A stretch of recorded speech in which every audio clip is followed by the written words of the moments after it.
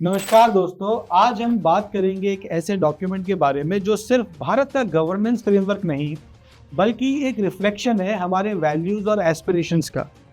हाँ, मैं बात कर रहा हूँ भारत के संविधान की और इस वीडियो में मैं आपको ले जाऊंगा एक ऐसी जर्नी पर जिसने कॉन्स्टिट्यूशन को शेप किया।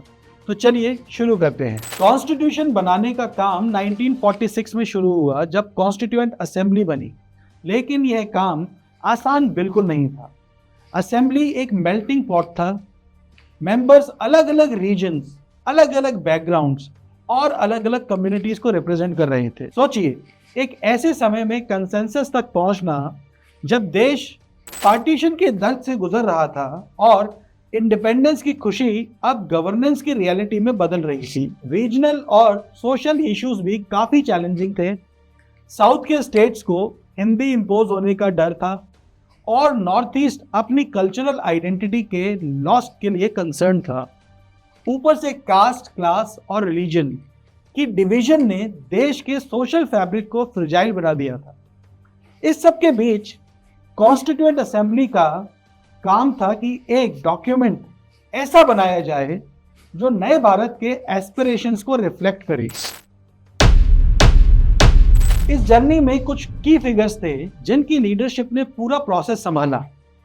जवाहरलाल नेहरू, जिनका एक सोशलिस्ट विजन था, डॉक्टर बी आर अम्बेडकर, जो मार्जिनलाइज्ड कम्युनिटीज के राइट्स के लिए लड़ते रहे, और राजेंद्र प्रसाद, जो एक फैसिलिटेटर के रूप में असेंबली को यूनिटी के साथ चलाते रहे। क्या आप जानते हैं, यूनिवर्सल अडल्ट फ्रेंचाइजी को लेकर कॉन्स्टिट्यूएंट असेंबली में काफी ज्यादा डिबेट हुई थी। कई लीडर्स का यह मानना था कि अनएजुकेटेड सेक्शन ऑफ सोसाइटी को वोटिंग का राइट नहीं दिया जाना चाहिए, लेकिन डॉक्टर अंबेडकर ने इस पॉइंट पर फाइट किया कि हर सिटीजन को इक्वल राइट्स मिलने चाहिए।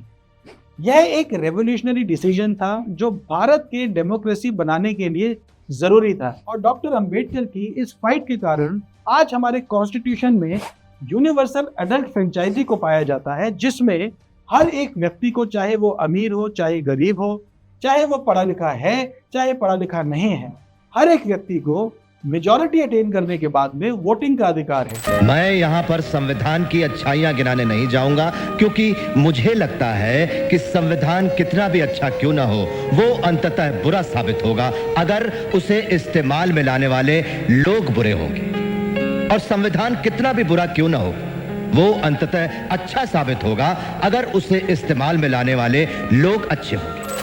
फाइनली 26 नवंबर 1949 को भारत के संविधान को अडॉप्ट किया गया।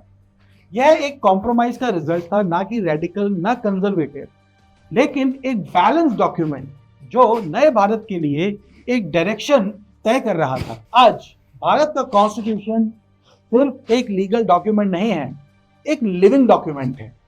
यह हमारे राइट्स को प्रोटेक्ट करता है, डेमोक्रेसी को मजबूत बनाता है और एक सेक्युलर रिपब्लिक के फाउंडेशन को इंश्योर करता है। हमारे संविधान से जो ताकत हर एक सिटीजन को मिलती है, उससे उसे राइट मिलता है कि वह अपनी आवाज को उठा सके। तो दोस्तों, भारत के कॉन्स्टिट्यूशन की स्टोरी सिर्फ एक डॉक्यूमेंट बनाने की स्टोरी नहीं है, ये एक स्ट्रगल है कॉम्प्रोमाइज, परसुएशन और यूनिटी का। यह हमें याद दिलाता है कि डेमोक्रेसी सिर्फ एक सिस्टम नहीं, बल्कि एक स्पिरिट है जो सबको साथ लेकर चलती है। आपको इस कहानी का कौन सा पार्ट सबसे ज्यादा पसंद आया, कमेंट्स में बताना ना भूलें। यदि आपको हमारा वीडियो अच्छा लगा तो चैनल को सब्सक्राइब करना ना भूलें। जय हिंद, वंदे मातरम।